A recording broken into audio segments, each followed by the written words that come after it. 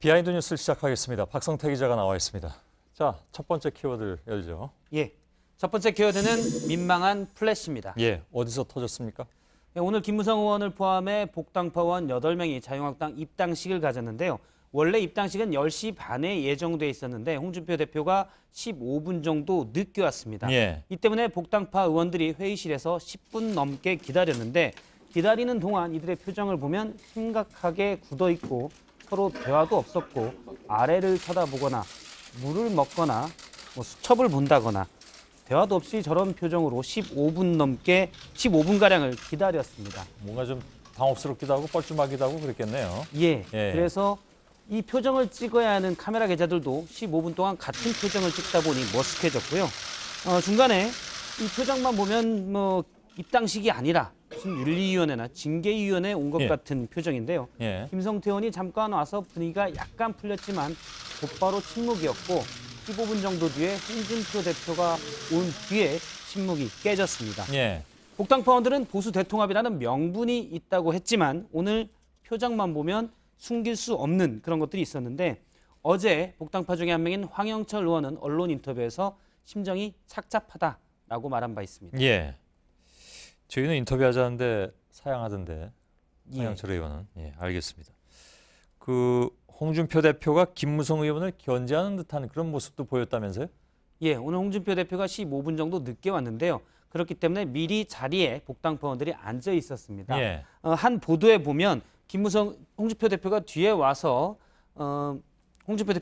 김무성 의원을 보고 저기가 내 자리인데 이런 말을 했다고 전해졌는데요. 저희가 카메라도 멀고 현장 기자가 좀 멀리 있었기 때문에 확인이 안 됐었습니다. 그래서 영상을 쭉 찾아보니까 비슷한 장면을 찾았는데 홍준표 대표가 옆에 홍문표 사무총장이 왔고 지금 뭐라고 말을 하는 건데요. 입 모양을 보면 됐어 아무것도 아닌 걸 이런 표정으로 보이고 김무성 의원의 표정은 아까보다 훨씬 더 굳어져 있습니다. 상황을 보면 자리를 김무성 의원에게 줬다는 홍준표 대표의 지적에 사무총장이 뒤에 설명을 했고 다시 홍준표 대표가 뒤에 별거 아니다 이렇게 얘기한 상황으로 보입니다. 이 상황을 홍준표 대표가 나름 보수로 평가받는 김무성 의원을 견제했다는 해석으로 보입니다.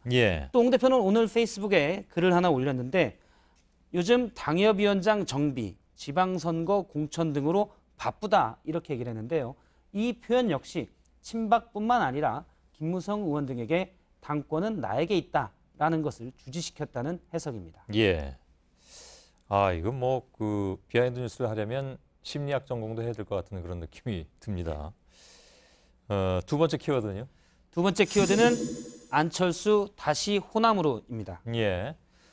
국민의당 내 안철수계와 호남 중진들 간의 갈등이 계속 있는데요. 안 대표는 일단 당의 진로에 대해서는 오는 21일 토론을 열고 논의를 하겠다 이렇게 했습니다. 그때까지 미뤄둔 건데요. 그러면서 최근 계속 반발해온 호남 중진들을 향해서는 오늘은 일종의 화해 제스처도 보였습니다. 오늘 의총에서 안 대표는 무엇보다 경험 많으신 중진 여러분께서 중심 역할을 해주시고 힘과 지혜를 모아주길 부탁한다 이렇게 말하기도 했고요. 또 오늘 국민의당이 호남 지방자치단체들과 예산정책협의회가 있었는데 호남 홀대론을 다시 꺼내기도 했습니다. 호남 홀대론은 지난번에 팩트체크에서도 다 체크한 바 있는데 사실과는 좀 다르다라는 그런 결론이 나왔던 것으로 알고 있습니다.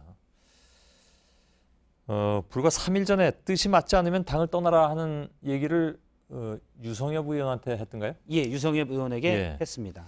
그때하고는 그럼 분위기가 좀 많이 바뀌었다는 얘기인가요?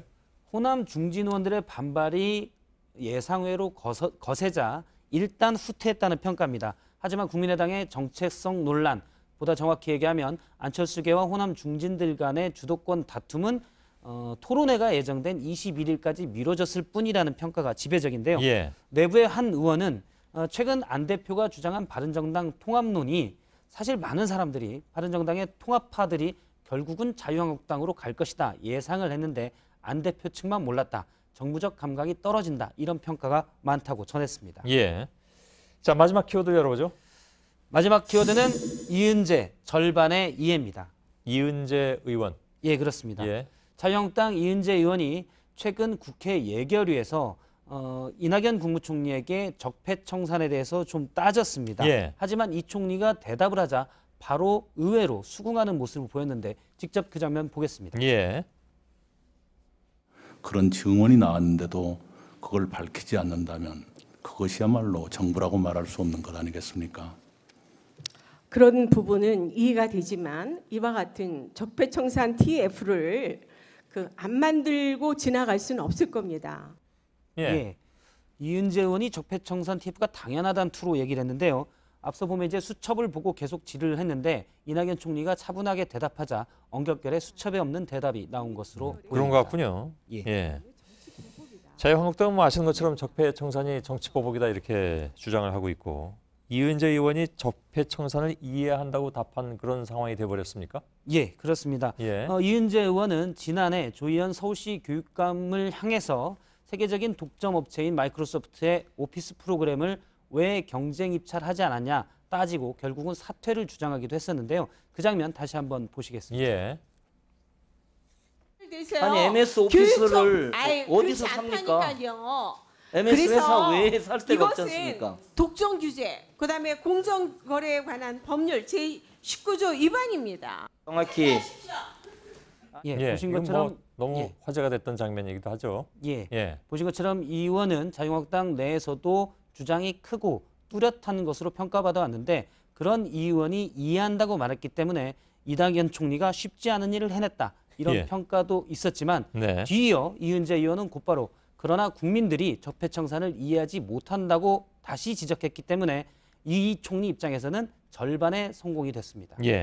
그래서 절반의 이해라고 아까 제목을 단 건가요? 알겠습니다. 비하인드 뉴스였습니다. 박성태 기자였습니다.